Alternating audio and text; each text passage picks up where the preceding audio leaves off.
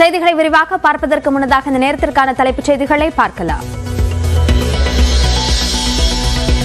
தென் சென்னை, மத்திய சென்னை, வட சென்னை திமுக வேட்பாளர்கள் நாளை வேட்புமனு தாக்கல். தமிழச்சி தங்கபாண்டியன், தயாநிதி மாறன், கலாநிதி வீராசாமி மனு தாக்கல் செய்கின்றனர். மக்களவைத் தேர்தலில் போட்டியிடும் அதிமுக வேட்பாளர்கள் நாளை வேட்புமனு தாக்கல். 33 தொகுதிகளில் போட்டியிடும் வேட்பாளர்கள் மனு தாக்கல் செய்கின்றனர்.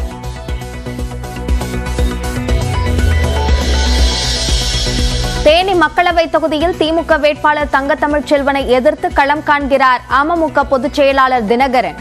பெரியகுளம் அருகே ஜி கல்லுப்பட்டி கிராமத்திலிருந்து வாகனத்தில் பிரச்சாரத்தையும் தொடங்கினார் டிடிவி. திருச்சி மக்களவைத் தொகுதி அமமுக வேட்பாளராக செந்தில்நாதன் அறிவிப்பு. மதிமுக வேட்பாளர் துரை வைகோவை எதிர்த்து போட்டியிடுகிறார். சேலம் மாவட்டம் தாரமங்கலம் அருகே பெரிய சோரகையில் தேர்தல் பரப்புரையை தொடங்கிய எடப்பாடி பழனிசாமி துண்டு பிரசுரங்களை விநியோகித்து வாக்கு சேகரித்தார்.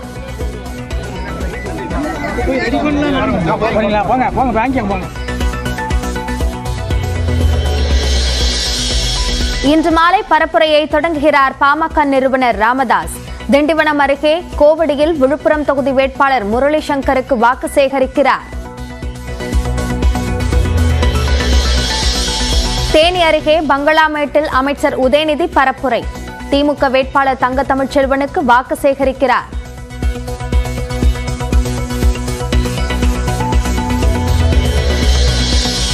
திருநெல்வேலியில் காங்கிரஸ் வேட்பாளராக பால்ராஜ் அறிவிக்கப்படலாம் என வெளியான தகவல். எதிர்ப்பு தெரிவித்து ரூபி மனோகரன் ஆதரவாளர்கள் போராட்டம்.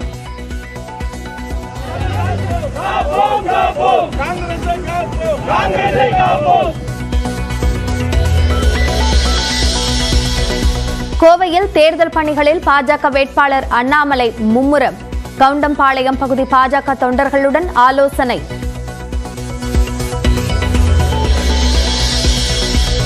சென்னையில் இதுவரை சுமார் 5 கோடி ரூபாய் மதிப்பிலான நகைகள் மற்றும் பணம் பறிமுதல்.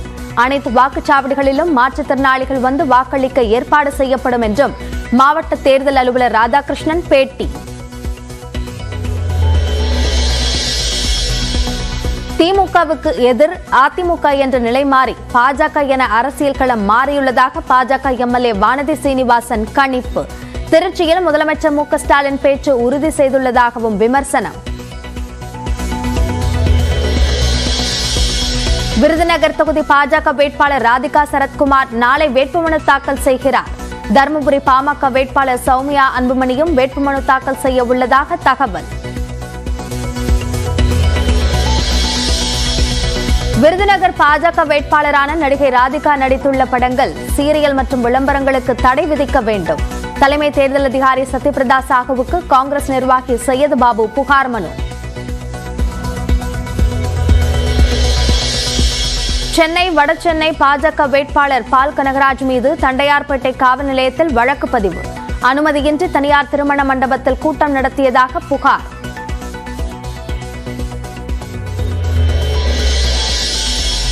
அண்ணாமலை போட்டியிடுவார் என நினைத்து கோவையை திமுகவுக்கு விட்டு தரவில்லை. நியூஸ் 18 களம் 18 நிகழ்ச்சியில் மார்க்சிஸ்ட் கம்யூனிஸ்ட் மாநில செயலாளர் கே பாலகிருஷ்ணன் விளக்கம்.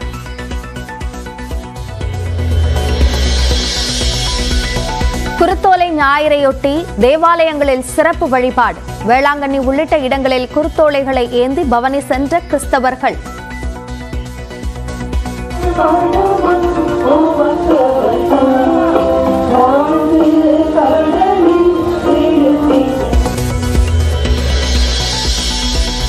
பெங்களூரு ராமேஸ்வரம் கஃபே குற்றவாளிகளுக்கும் காவலர் வில்சன் கொலைக்கும் தொடர்பில்லை, முற்றிலும் பொய்யான தகவல் என தமிழ்நாடு அரசின் ஃபேக்ட் செக் சமூக வலைதள கணக்கில் விளக்கம். சிறையில் இருந்தபடி முதலமைச்சர் பணிகளை கவனிக்கும் அரவிந்த் கெஜ்ரிவால் கைதை கண்டித்து டெல்லி முழுவதும் இன்று ஆம் ஆத்மி கட்சியினர் போராட்டம்.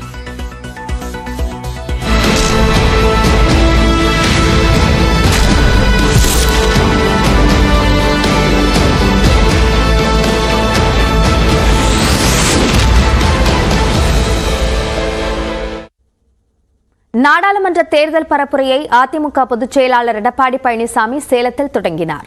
திமுக கூட்டணி கட்சி வேட்பாளர்களை ஆதரித்து முதலமைச்சர் மு க ஸ்டாலின் தீவிர பரப்புரையில் ஈடுபட்டு வருகிறார்.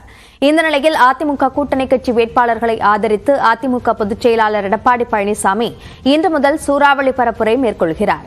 இதனையொட்டி சேலம் மாவட்டம் நங்கவள்ளியை அடுத்த பெரிய சோரகையில் உள்ள சென்றாய பெருமாள் கோயிலில் எடப்பாடி பழனிசாமி இன்று காலை சாமி தரிசனம் செய்தார்.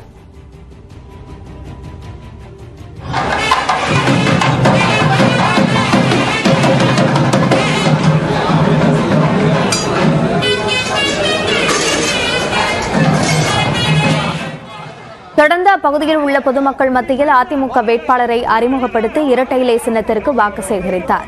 மேலும் பொதுமக்களுக்கு துண்டு பிரசுரங்களை வழங்கினார். அப்போது எடப்பாடி பழனிசாமிக்கு பொதுமக்கள் ஆரத்தி எடுத்து உற்சாக வரவேற்பு அளித்தனர்.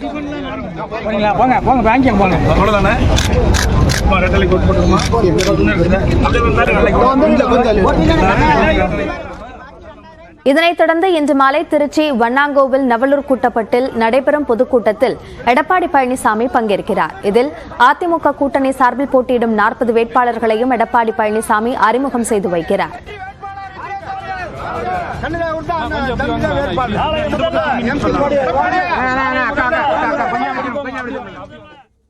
கோவை சரவணம்பட்டி பகுதியில் உள்ள தனியார் திருமண மண்டபத்தில் கவுண்டம்பாளையம் பகுதி பாஜக நிர்வாகிகள் மத்தியில் அண்ணாமலை பேசி வருகிறார். அதனை நேரலையில் பார்க்கலாம். 2019 2 தேர்தலிலும் நாம் கொடுத்திருக்கக்கூடிய வாக்குறுதி ஒன்று, வாக்குறுதிக்கு என்ன செஞ்சிருக்கோம், எப்ப செஞ்சிருக்கோம். அந்த புத்தகம் கொஞ்சம் பெரிய புத்தகமா இருக்கும், அது இ-புக்கா நம்ம கொடுத்துருவோம். ஆனால் நீங்க மக்கள்கிட்ட 2019 295 வாக்குறுதியும் 295 லைனுக்கு 295 பாயிண்ட் நம்ம வாக்குறுதி 295 நிறைவேற்றி நீங்க நிற்கணும். அதுவும் சாதாரணமான வாக்குறுதி இல்லைங்க. 30 ஆண்டுகளாக 50 ஆண்டுகளாக தீர்க்க முடியாத பிரச்சனையை தீர்த்திருக்கும். மக்களுடைய வாழ்வுக்கு சம்பந்தமான அமைச்சர்களை உருவாக்கி இருக்கிறோம், திட்டங்களை கொண்டு வந்திருக்கின்றோம். எல்லா விதத்திலும் அந்த வேலையை நம்ம செய்திருக்கின்றோம் சகோதரர். அதனால நீங்க தைரியமா சொல்லுங்க, 295 வாக்குறுதியும் நிறைவேற்றிவிட்டு 2024 பாராளுமன்ற தேர்தலில் மக்கள் முன்னாடி நிற்கிறாங்க. ஆனா இன்னைக்கு பாத்தீங்கன்னா திராவிட முன்னேற்ற கழகத்தினுடைய வாக்குறுதி பாருங்க.